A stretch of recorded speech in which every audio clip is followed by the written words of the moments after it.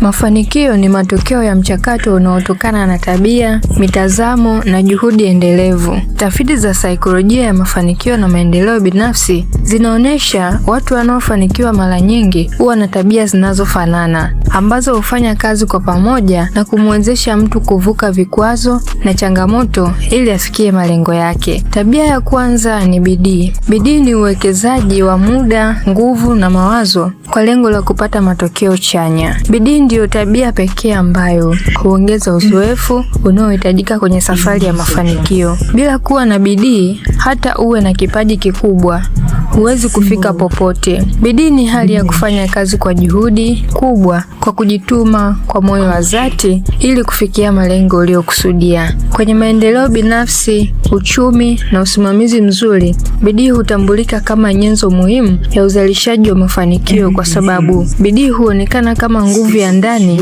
inayomsukuma mtu kufanya kazi kwa ufanisi na kwa kiwango bila kukata tamaa kirahisi. Tabia ya pili ni uthubutu. Uthubutu ni uwezo wa mtu kuchukua hatua muhimu licha ya uwepo wa hofu ndani yake unaomfanya asiwe na uhakika wa kitu ambacho anakifanya. Kwenye mazingira ya kiuchumi na biashara, uthubutu ni kuamua, uthubutu ni ubunifu, uthubutu ni kutumia fursa. Uthubutu ni nguzo pekee muhimu ya mafanikio inayomwezesha mtu kuchukua hatua sahihi hata kama yupo kwenye mazingira yenye changamoto. Bila uthubutu, maarifa, mipango na mikakati hubaki kama maandishi, lakini unapoweka uthubutu, mawazo huwa yanabadilika kuwa vitendo vinavyoleta matokeo halisi kwenye maisha. Tabia ya tatu ni nidhamu. Nidhamu ni uwezo wa mtu kujiongoza, kudhibiti hisia zake na kufuata kanuni na malengo aliyojiwekea bila kusukumwa wala kulazimishwa na mtu yeyote na vishawishi pia. Nidhamu ni msingi na daraja linalounganisha kati ya malengo na utekelezaji wake, kwa sababu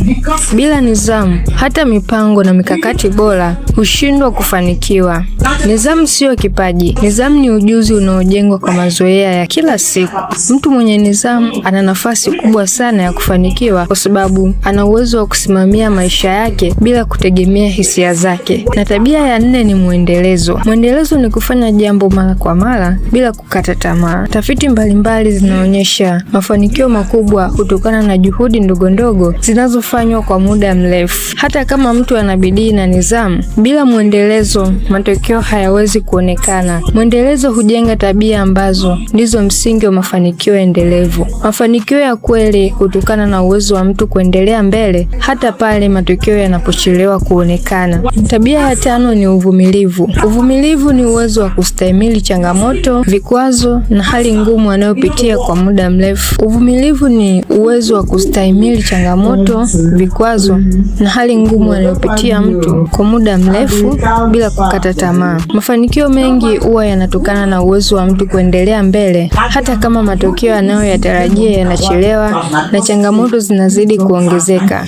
Kwenye mazingira ya kazi na biashara, uvumilivu husaidia kukabiliana na changamoto mbalimbali pamoja na ushindani na kuimarisha uwezo wa kuvuka changamoto za maisha na matatizo ya kifedha. Uvumilivu ni nguvu ya ndani inayomwezesha mtu kusonga mbele licha ya mambo magumu anayoyapitia kwenye maisha yake. Mafanikio ni matokeo ya muunganiko wa bidii, uthubutu, nidhamu, mwendelezo na uvumilivu. Kila tabia ina mchango wa kipekee, lakini tabia hizi hufanya kazi kwa pamoja kama mfumo mmoja. Unapojenga tabia hizi, hutafaidika tu kwa kuongeza uwezekano wa kufanikiwa, lakini pia utajenga msingi imara wa mafanikio ya kudumu.